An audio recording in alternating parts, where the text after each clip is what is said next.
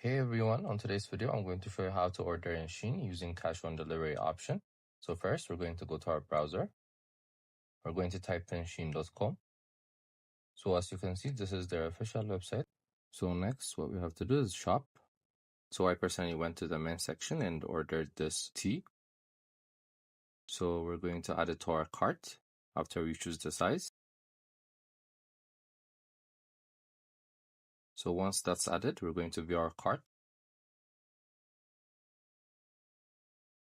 So as you can see, that's the checkout page.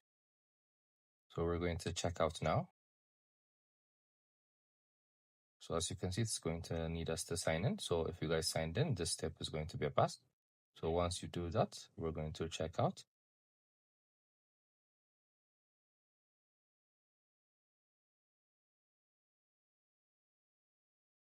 So on the checkout page, we're going to select cash on delivery.